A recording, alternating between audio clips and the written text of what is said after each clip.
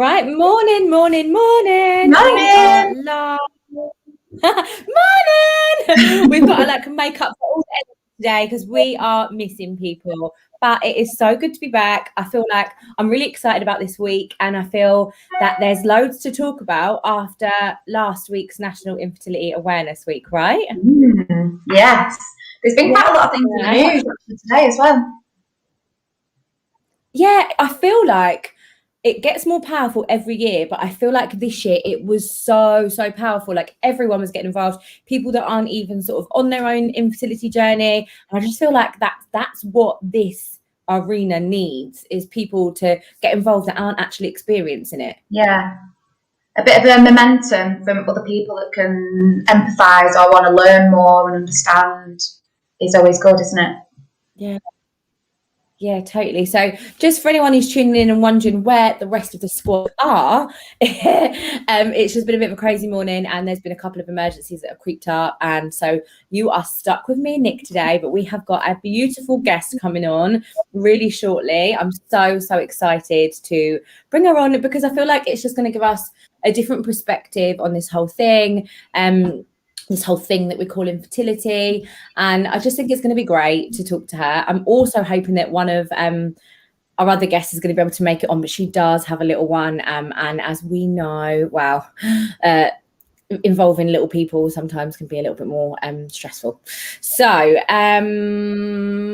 first things first, we were giving away some fertility kits the other week for people that tuned in live to the show. So Corinne and Kelly, I'm going to pop you both a message today, and you will be receiving a Fertility Women little hamper just as a little nicety from us.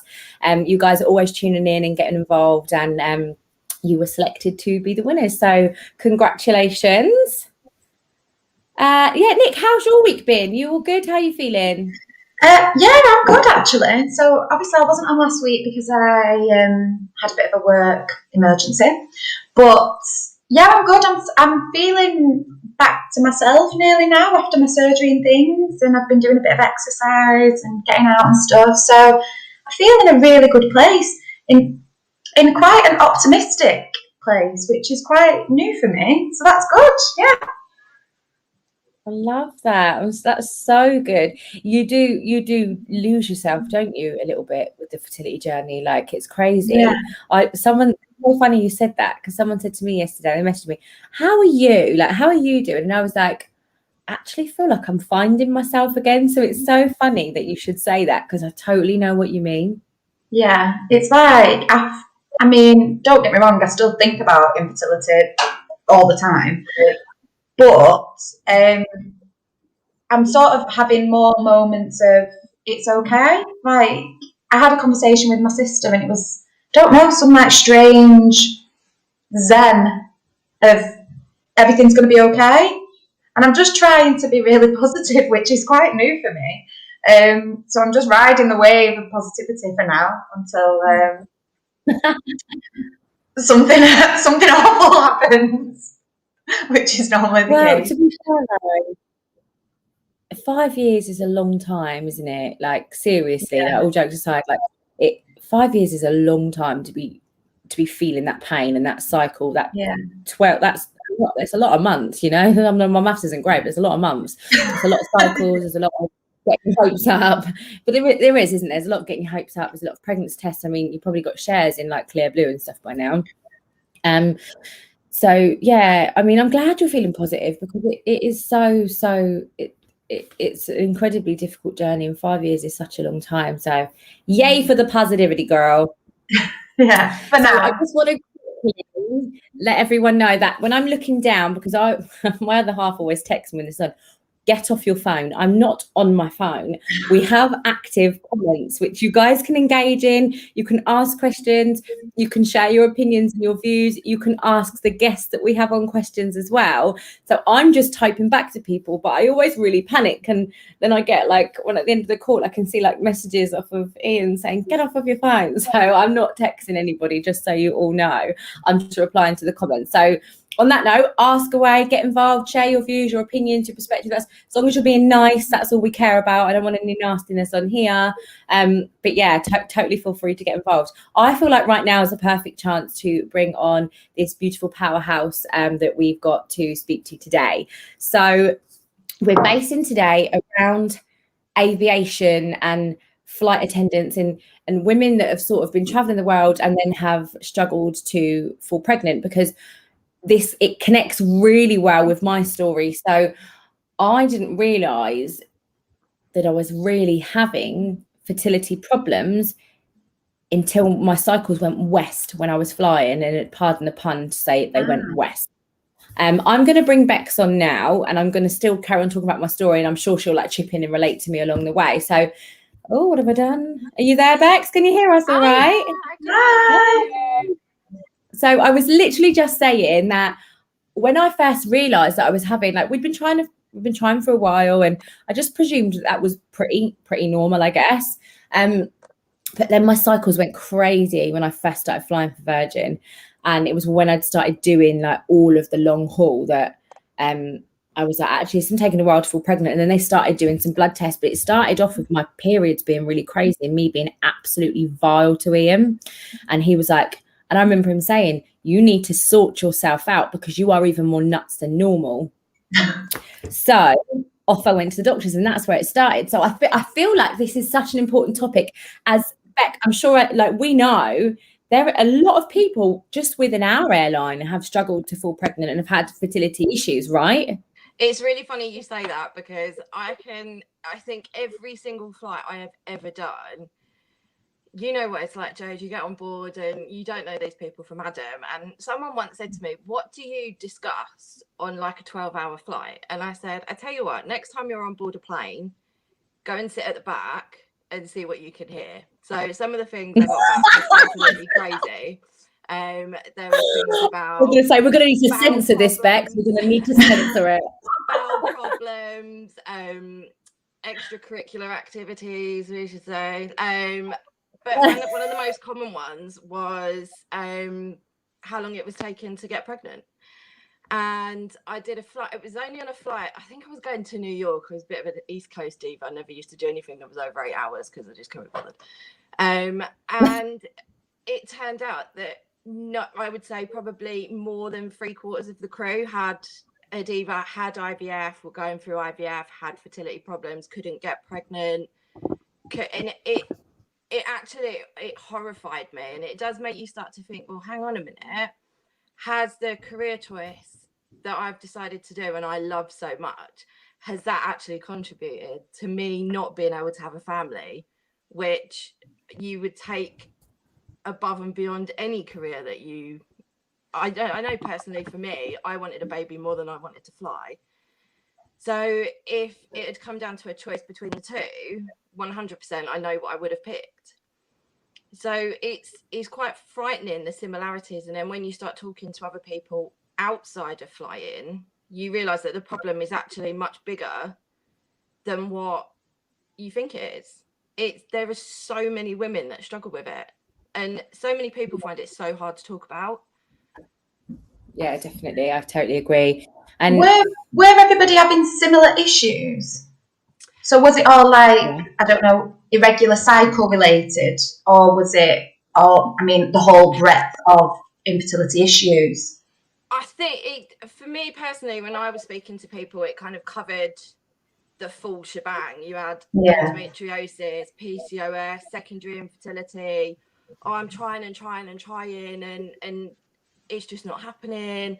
I've done 50 million pregnancy tests. I don't understand, why am I not getting pregnant? We're having sex all the time. We're doing it all the time. We're trying all the time. We're trying every day. I'm doing ovulation tests. And I think some of it, you'd be a fool to say that some of it isn't psychological, but psychological, with it being psychological, doesn't stop you falling pregnant. It just adds to the stress of it. Yeah. But yeah, for me personally, you talk to people and there was things that I'd never even heard of that people were for me, I just thought if you couldn't get pregnant, you just couldn't get pregnant. You had bits that didn't work. But I came across people that had issues with male infertility, secondary infertility, PCOS, endometriosis, problems with tubes, people that, you know, had a combination of everything, low hormone levels, they'd had treatment for a I don't remember any. I don't remember that. I don't It's- remember talking to people that had specific problems. I just remember people being like, it's taken me such a long time to fall pregnant. But I don't know if that's just my really poor memory, but I just remember a lot of women be like, yeah, we've been trying for ages. We've been trying for ages.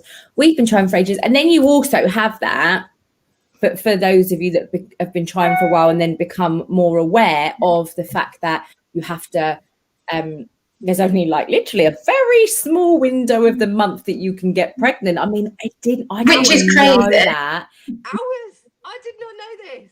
Hours. It's mad. And when you're flying a full-time roster and you've ovulated, but you are in Hong Kong and you are not back for another 48 hours, that does your nut in as well. Because then you have to try and manipulate your rosters and stuff like that, don't you? Or set your alarm for half an hour earlier when it goes when you're ovulating on the day you're actually flying. Yeah.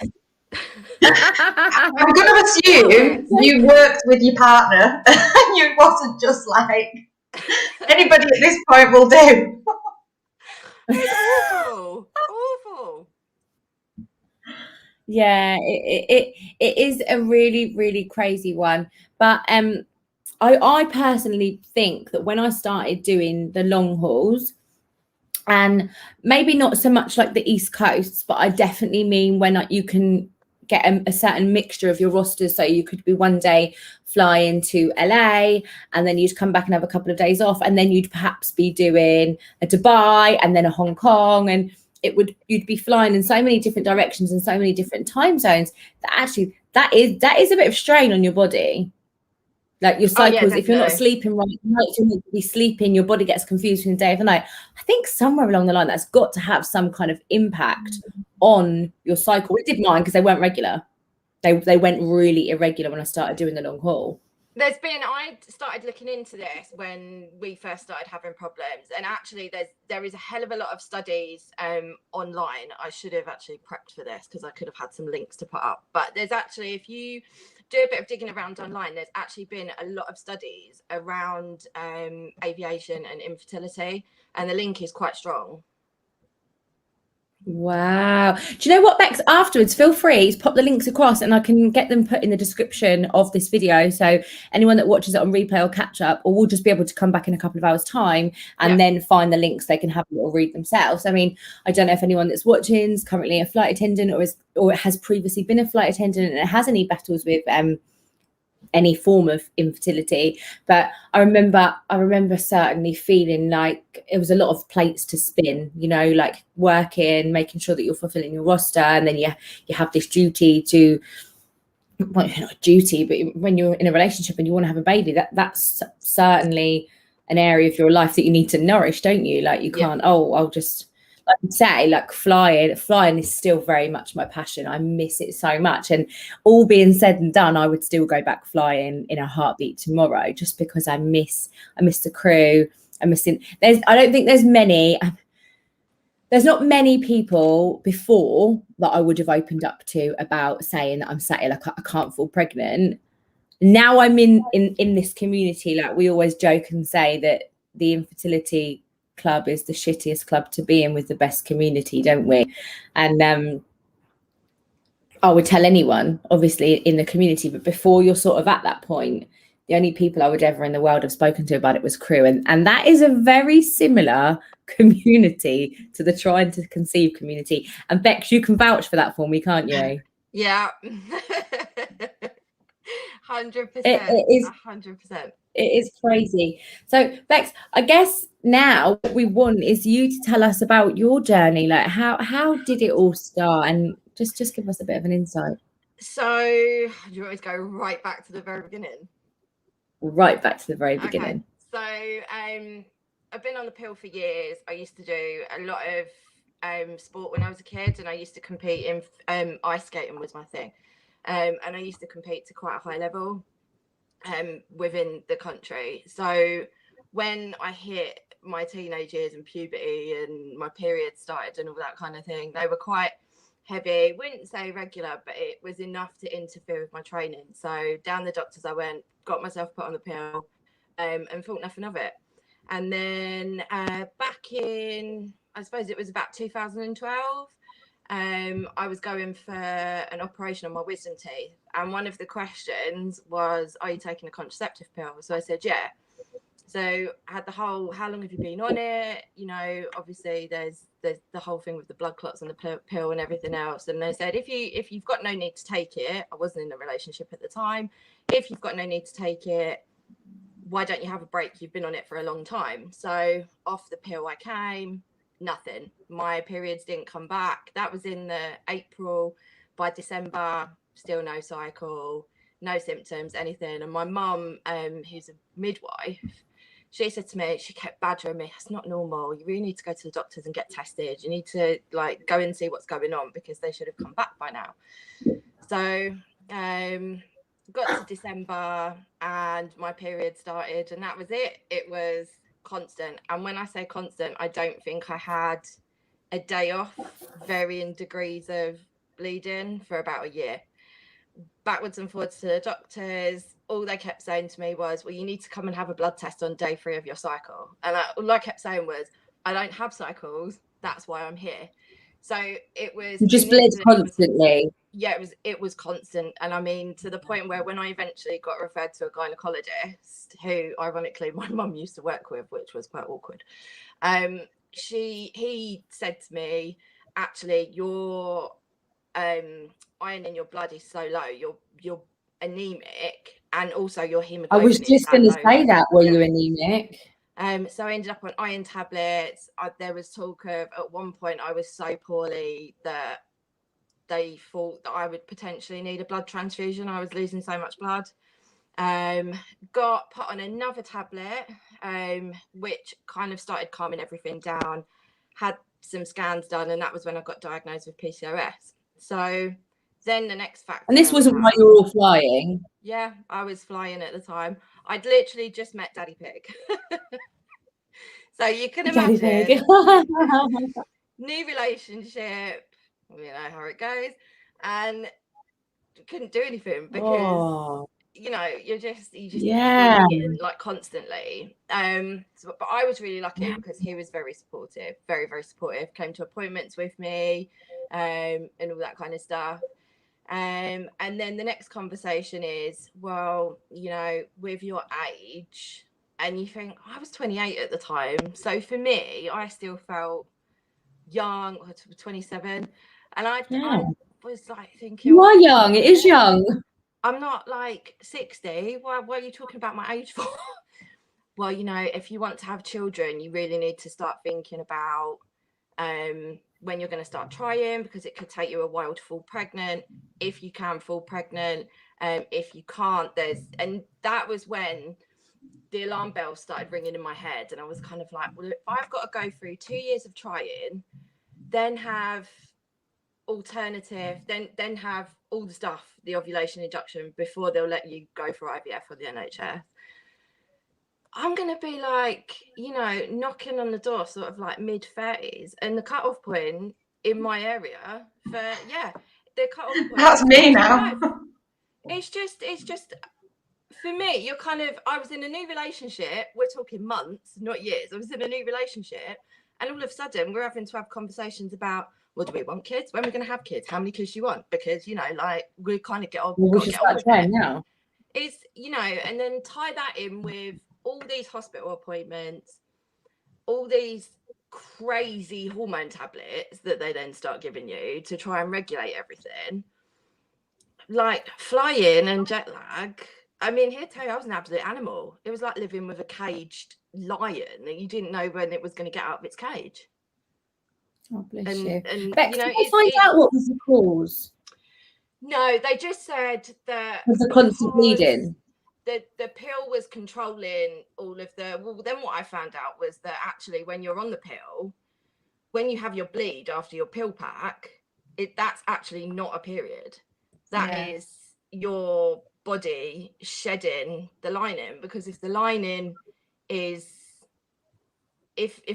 still stays there, they told me it could basically turn nasty, which, and all the pill does is basically clear that out, that it's not a natural period. So your body isn't doing what it's supposed to be doing. It's being artificially controlled.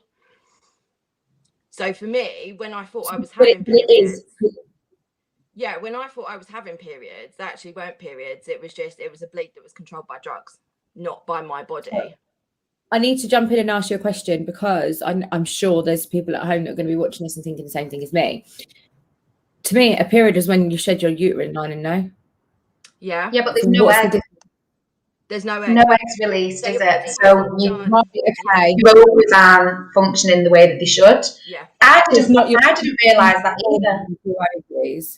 It's not the brain sending you hormone. It's just the side effects of the pill. Yeah, it's the pill. I was on a lot of progesterone heavy pills. So when you pump your body full of progesterone, when that progesterone level drops, that's when your lining sheds. When you fall pregnant, whether it's assisted or natural conception, that progesterone, when the embryo implants, that's when it starts producing progesterone. So your progesterone level will stay high. When you if you're not pregnant, that progesterone level will drop. That's what causes you to shed your lining. But that, for me, and that's what can cause early miscarriage, can't they? Mm-hmm. Yeah, because obviously, like, progesterone's a key hormone in sustaining a pregnancy. Okay, that makes a lot of sense. So my next question for you is, how did Daddy Pig take? I mean, you're going to have to tell everyone where Daddy Pig comes from in a minute. Sorry, Pete. How did Pete deal with all of this? Because it must have been a lot. It was a lot to take on, because not only are you kind of finding your feet within a new relationship, you're kind of having to take on all these extra problems that most people don't think about. Like, you don't start dating somebody and in that initial phase go from, oh, so what kind of food do you like to eat, to, do you want to have a kid? Like, it just doesn't, like, that's just not a normal relationship, is it? We kind of, what's your favourite colour? What's your favourite boy's name? Yeah. But no, he was amazing, and he did so much research. He spoke to people. He spoke to my mum. He was whenever we went to the appointment, he was always there with me. It didn't matter what appointment it was for, whether it was doctors, a blood test, the hospital, whatever. He was always there, and he loves to find out about everything that he's getting involved in. So he had probably a longer list of questions than I did. But he was amazing, and he was throughout the whole thing, from the very start to the very finish. He was just incredible. So many questions. He was really supportive. Always asked me how I was feeling, if there was anything he could do. So you're starting to make me feel a bit shitty about my husband. I think I struck gold from talking to a lot of... We've been together 5 years. We'd go to appointments and I was like, ask something. Come on, ask something. He's like, I don't know. He didn't do anything like that. He was just waiting for me to, like, spoon feed him the information, because he was just really overwhelmed. I do feel sorry for the guys with it, though, because bless them, like, they just have... I mean, I've got quite a funny story about when we went for our initial consultation appointment, which I don't think he'll mind me sharing with you, but if I get an abusive text from next door, that's love these stories. So, I live for them. Just quickly, when we went for our initial consultation at the IVF clinic, we were sitting there having a conversation with the midwife, and she's saying to me, oh, we'll do a scan on you today, we'll do blood tests. And I could see out the corner of my eye, I think he was a bit feeling a bit smug that he wasn't going to have to do anything. And then she turned around to him and she said, will you be okay to go and do a sample for us? And he sort of sat there and was like, yeah. He disappeared, and he was gone for a while. And then the midwife kept saying to me, you're sort of sitting there in an awkward silence, because like, fine well what's going on.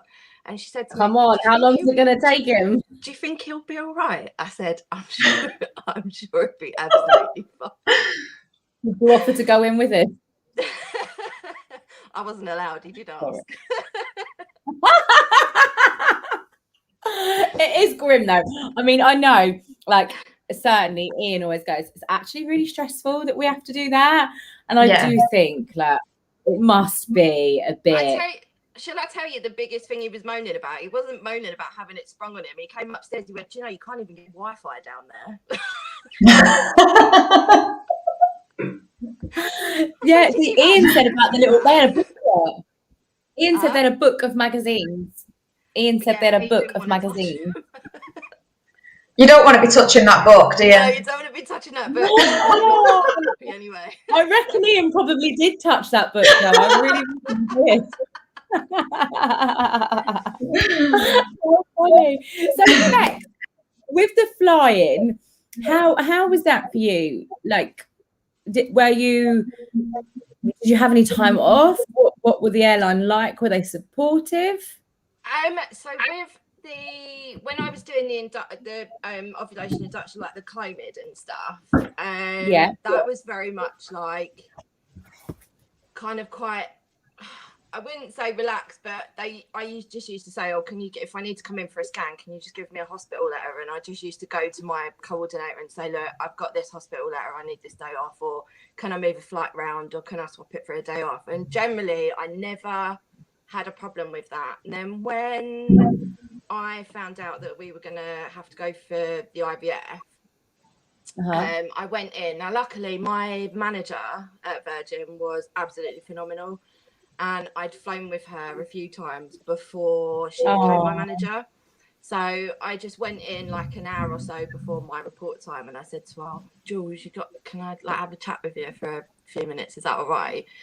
So she already knew, because obviously we'd been discussing it on a flight, as you do. As you do. Kind of have a bit of an insight as to what was actually going on. And I was really lucky. I was able to take all of my fertility leave, which is one thing when whatever job you're in, always try and find out if you can what your employer's policy with fertility treatment and stuff is, because I wasn't even aware that fertility leave existed until she told me. Me neither. And in the little red book? In the little red book? The big red in book, the little red book. I could never find anything in it. No, I knew. But I'd always been my crew coordinator, and she'd be like, it's section here, and I'd be like, thanks, babes. Thanks, babes. Yeah, I'll just go and have a read of that with my hot chocolate. But yeah, no, she was fantastic. So it was all sorted out for me. And I was really lucky because I did short cycle. I did a short protocol. I didn't do long protocol because I didn't have a system really to down regulate. I was as flat as it gets. It was quite quick. The whole process was quite quick. Except I got my December roster, which was, I think, do you remember me telling you? It was right in the middle of my 2-week wait. And I was supposed to be doing a 5-night Cancun. I was like, I'm going to be doing that. I mean, I would love to be doing a 5-night Cancun right now. Don't get me wrong. Yeah, no, tell me about it, right? But I'd been busting a gut like my whole 3 years or whatever that I'd been at Virgin prior to my IVF. I'd been busting a gut to go to Cancun, and I like got this on my roster, and I was like, no, I just can't. So the roster gods hooked you up, and you couldn't do it. The roster gods failed me because they never gave me one when I asked for it before. It was like they were. So I just called and I said, look, you know, this is the situation XYZ, but I'd actually tested earlier and found out that I was actually pregnant. So I just phoned and grounded myself. But I have to say they were really supportive the whole way through. I was very lucky because I hear a lot of different experiences. I was going to say, I do think it's quite unique for an organisation to have specific designated fertility leave. Yeah. There's definitely, I suppose, medical treatment, but fertility treatments sometimes called like elected medical treatment, like the same as cosmetic surgery and things like that. Like you're making a choice. And it's like, actually, hang on a minute. That's slightly different to me wanting something else done to myself. Yeah. It definitely wasn't like anything like that where I work. No, well, I tell you what, the airline were fantastic with me too. They were absolutely, and I just remember not knowing anything about it and not even knowing anyone at that point that was going through it, like on a personal, like a real personal level when I first started finding out about it. And I just remember the support, and I remember thinking, Christ, it's like you know more about it than me. And then like I had like my crew coordinators that would ring me, and both of my crew coordinators had IVF, and they were both, I don't know, it just made me feel less alienated. But I'd imagine that at some places, I guess it's something they don't even think about, but that's definitely worth what you say there, Bex. So anyone watching is check out your company's fertility policy. And if there isn't one in place, maybe suggest that they should get one in place for the sake of their employees, because I know me, if I was running my own business now, I'd never want any of my staff to feel like they didn't have that support there when they needed it, because I can categorically tell you I've never elected myself for infertility and thought, let's have a crack at that. We'll have a crack at being infertile for a bit and see how it goes. Yeah, definitely not. It's but it's something that does need to be looked at, because at the end of the day, you wouldn't kind of, I suppose it's not really penalising people, but you wouldn't, I don't know, it's something I think unless you're quite open to talking about it. I'm quite lucky because I don't really have a filter, but then I was in aviation for 15 years before I got made redundant sadly last year. I was in aviation for 15 years before that, and it's one of those industries where if you've got too many filters, you kind of get a bit lost into the woodwork. You kind of do have to, it's quite easy to be quite open with a lot of people, because you gradually find out, even if you're only working with like 10 other people, there's probably someone on there that's been in your situation or something very similar to you that you can talk to and whatever else. And I just think with the side effects that a lot of people suffer with the drugs as well, to have that in a workplace can be quite detrimental to others. I know for a fact that when I was going through IVF, I didn't really want to be within 20 foot of anybody, and that was Pete included. Like sometimes I just didn't want to be around anybody, and I just wanted to take myself off, and just it's awful, and it's not conducive to a healthy work environment, because if there isn't anything in place, like any policies or anyone that you feel you can talk to, it does alienate you, and it does make you feel isolated in a situation that you already feel quite isolated in. Yeah. I think it's sometimes difficult. So from my experience, I think it took me a really long time to feel comfortable and able and even want to accept that that's what I was going through. And I think the role that I was in, because I'm in quite a senior role in my organisation, it sort of felt like I'm very much looked upon to present what the organisation is and what it's like, and sort of role model. And it was like, well, I can't be going into work and, I don't know, crying at my desk because someone's just announced that they're pregnant, or someone's going on mat leave and things like that. And I really just had to like close myself off for the first few years, because I suppose that was my way of coping with it. At home was where I was the crazy emotional wreck, I think, because I could do that. But in the work environment, it was quite difficult to sort of manage the boundaries of the relationships with people and sort of try and contain my own personal experience. I work for a mental health charity as well, so it's quite difficult, I think, when you're in a position that you're supposed to be helping other people, and for your own experience, you're trying to just hold yourself together to be in the best place to help everyone else. So it is difficult, but it sounds like there's definitely some organisations that really support people through it. Maybe we should all like get a job as flight attendant.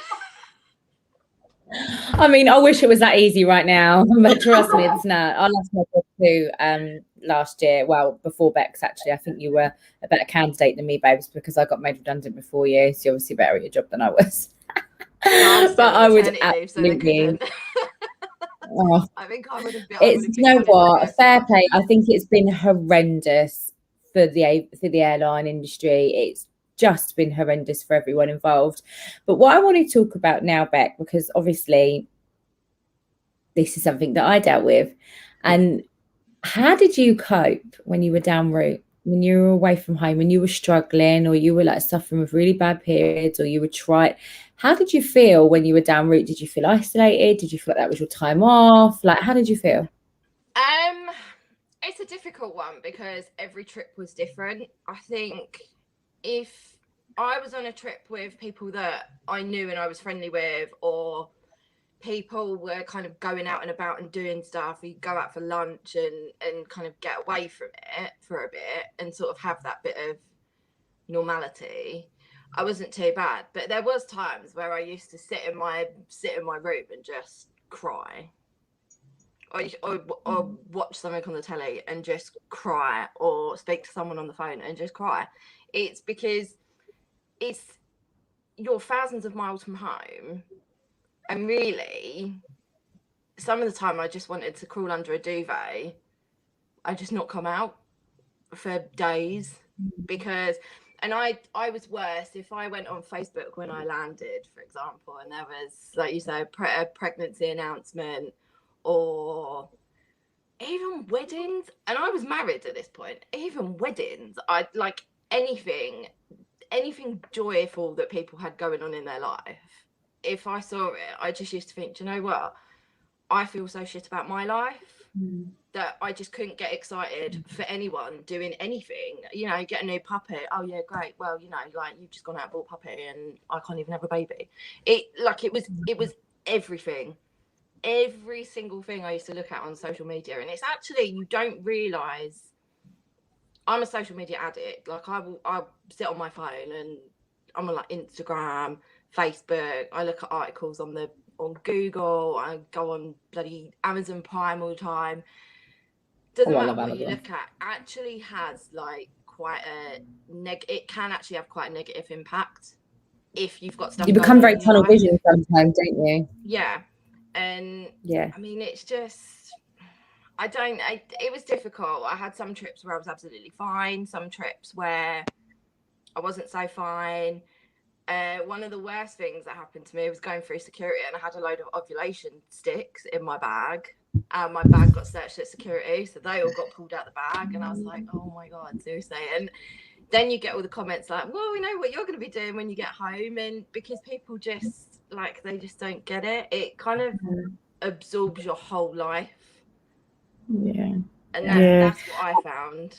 Can I just ask, if you were saying like you're social media like addict, was there certain things that you'd always like look to? Because for me, the age thing is like a bit of an obsession. So when people got pregnant, I'd be like, how old are they? Are they older than me? Do I still have a chance? And I still am a bit like that now. Like, that person's pregnant, but they're 36. Okay, great. I've got a few more years yet. Yeah. Did you like have a similar thing?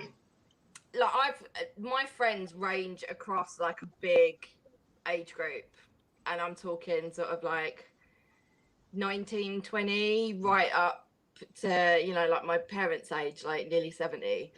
And whenever I saw anything on social media, I'd always, the first thing would be like to look, or they'd say, oh, you know, like I finished college, and you know they'd finished college, and then the next thing they're announcing they're pregnant, and you think, oh my God, like I'm in my 30s, you're just starting out, like you're starting your life, and you're at a point in your life where I want to be, and I feel like I've done everything that I want to do.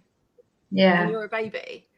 And then people older than me would get pregnant, and I'd be like, well, how is that fair? You go down a big rabbit hole with it. And I think if I'm being totally honest, I could never be truly happy for anybody that was pregnant when I wasn't. Yeah. And it sounds like a really horrendous thing to say, but the first thing you get is that horrible pang of jealousy. It's and it's totally uncontrollable. Like I never had any control over that. It was just the first thing I thought of was not, oh, that's lovely. It was literally like, God, what a bitch. it's like, and it's really I think I definitely felt like that at first. But now it's been so long, and there's been so many babies that have come into my life through my best friends, through my family and things like that, that I don't actually feel like that anymore. No, it took me a long time. It took me a long time, and it was in that period where I was going through all my testing, and I was like waiting for appointments and waiting for treatment, and then it kind of got worse. The more cycles of the Clomid I had and the femora that I had, it got worse, because then you go into that, well, I'm having treatment and still nothing's happening. So like, what the hell is going on here? And then it only really and it's just worth a quick mention. Sorry to interrupt you. It's just I just really want to take a minute to say that the fact that you feel like that, whether it's great that Nick, obviously you don't feel like that anymore, but if you are feeling like that, don't put yourself under pressure to stop feeling like that. You've just got to allow yourself to feel how you feel. And I think that's so important. As a society anyway, are constantly told that we've got to feel, think and act a certain way. And on another level, I do believe that's probably, we live in a world and a generation that's suffering so badly with mental health and childhood trauma. But that's for another day. But it's okay to feel like that, because it's pain. It definitely is. There's too much. Don't ever invalidate yourself. Like, it's hard. It's one of the craziest, because it's within you. Like, you cannot do this thing, so it's this frustration, this anger and all this stuff that you're feeling because Sandra down the road has fallen pregnant and you don't even know her life. You see nothing on social media. For all you know, she might have struggled to fall pregnant too, but she hasn't put that on social media, so you don't know. So all that frustration is just frustration with yourself, but it's kind of like releasing, and you need to let it out. It's not healthy to keep it in. It's not. And I think anyone that I for me personally, I've never been someone that copes well with being told how I should feel. For me, it's like yes, you should feel happy when people have happy things that are going on in your life. But if there's something going on in your life that's directly related to that, then obviously you're not, you can't. I personally, I will openly admit that I can say I have never been, until I went through my own journey and got answers. It's very difficult. And I think it's worse when you've not had a diagnosis, or you're not having treatment, and you're just kind of sitting in that horrible limbo land, waiting for appointments to come through, and you're just waiting all the time. And there's all this stuff going on around you, and you just feel like you're stuck, and it almost feels like you're treading water and starting to drown, because you just feel like you're getting left behind, don't you? Yeah, you do, because you kind of you get into a relationship with someone, you get engaged, and it's when you get married, then you get married, it's when you're having kids, and then you just kind of you get caught up in this obsession of how it should be, not what's actually happening. So for me, when I see a lot of it's the little kind of jokes and digs that people think are funny that aren't funny, like when they go, the amount of times people have said to me, like, new house, new baby. Are you joking? No. The amount of ridiculous things people have said about when it's just going to happen. And it's like, believe it or not, I've been having like actual intervention and it's still not happening. So like, moving house or going on holiday is not going to do anything for me at this point. I think from my perspective, you definitely have been in those moments where I thought, I can look at that or hear that person's having a baby or things like that. And I still get those pangs of it now, but I think I sort of made a decision that I do love children. I love being around children and babies and all that sort of thing. And it's like, why should I deprive myself of the joy?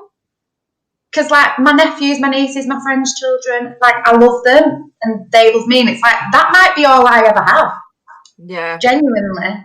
So it's like I've got to at some point work towards getting beyond it. But like you say, I'm nearly 5 years in. After a year, 2 years, my sister was pregnant with twins and it was like, what do I do? I'm happy for her, but I'm also on the phone crying to my friend saying she's having 2 babies, not just 1 baby. So the longer you get on the journey, I think the more you're able to accept and try and see a bit more resilient. Try and see some positive and some joy and get to that place of acceptance. Yeah. I think that's because otherwise you just don't want to. I just didn't want to be miserable anymore, I think. I see a lot of online at the minute, especially after it being National Infertility Awareness Week. Now, this might go down really unpopularly, but you know me, ever the one for the controversy. I see a lot of people saying online, stop asking when we're having a baby. And I get that. But the only times I've ever asked my friends, oh, when are you going to have a baby? Is because I think they'll make beautiful parents. And it's not about building a wall between people that aren't struggling with infertility and the people that are. It's not coming from a bad place. People aren't saying it like, oh no, they've married a year, they haven't had a baby yet, they must be struggling with infertility. I'm going to ask them when they're having a baby. It's not like that. So I understand shouldn't always necessarily be the point of topic, but just know that if someone is asking you that, it's not to be, and I mean this to anyone watching, if it was me asking you, oh, when are you going to have a baby? Or have you got any plans to have any children? Would you like any children? It's not because you haven't got them and I'm highlighting that. It's because I genuinely think you're going to make the most lovely parents. Like, however you get to be those parents. And even if you decide, some people don't want to. Before I met Ian, I did not want to have any children. I felt so... I guess because I was always a bit of a wild one here, there and everywhere anyway, that I was so far from settled to have a baby that it was just never on my radar. But whenever I've said that to someone, it's because I think they'll be lovely parents. So I think I just had to throw that in the mix, because I know a minute ago we were talking about things that we say like that is totally irrelevant and not okay to say. But I don't necessarily always think it's a bad thing. No one's meaning to upset anyone. It's the context in which you asked, because I do agree. I've had some people ask me and I've said I'm not ready yet or something like that, brushed it off and carried on having a drink at a barbecue. Fine.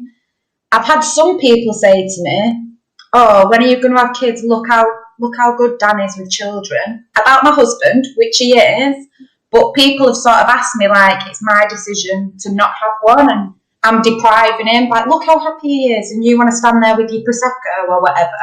And it's a bit like, you've got no idea what I'm going through. I know he's great with children. That's part of why we're together and married. So it's definitely the context in which someone asks you. If it's coming from that place, like you've just said, of genuine love and you would make an amazing parent, when are you going to try and do this? Great. If it's coming from... Yeah, or just, are you thinking about children? Not when, like, you don't have to get up. When are you having a baby? I mean it like that. I mean, because I think that's probably a bit invasive as well. Just like, oh my gosh, have you got any plans to have any babies? I still find myself saying it now. If I bump into a friend that I haven't seen for ages and, oh, I'm in a relationship, been here for so long, blah, blah, blah. Oh, Layla's lovely. And then I'm like, oh, thank you. And would you like any children? And straight away, I'm like, shit. I advocate for infertility. That's a question I'm not allowed to bloody ask. And then I'm like, shit, kind of like spilled. And then I think, why? Like, I'm saying it because they are happy, and I think you will make a gorgeous family. However you make that family is another subject and a question no one's got any right to ask you about. But just because I think they would make a beautiful family, you know? I know when people used to ask me, I used to just say, oh, yeah, in our own time, like whatever. And then it kind of, one day I got so hacked off with like people keep asking me. I just turned around and said, look, we've been trying since before we got married. It's not happening. We're having tests and we're probably going to have IVF. So can you please just stop asking? Yeah, and they were kind of like, oh, I just didn't realize. And I think that's the problem. I think sometimes people, I don't think it's always meant maliciously. I don't think that. I think in some cases it probably is, but I think it just trips off the tongue before people actually realize what they're saying. And I think it's, some people are particularly nosy. and like to know everything that's going on in your life, and they want to know the ins and Yeah, outs, and they want to on. know. It's like, I know people that you say you're, you know, oh yeah, we've just found out we're pregnant. Whoa, when did that happen? Whoa, and they want to know everything. And it's like, well, hang on a minute. That's really, it's nothing to do with you. I'm sharing my news with you. Just drop it and leave it at that. Yeah, don't be so nosy. In some people's nature, it is just there to be nosy, and I think it's not, probably not meant in a nasty way. I think some people just feel like they need to know everything. Did they at least stop asking? After you said, this is what I'm going through, actually, stop asking now. Did they stop?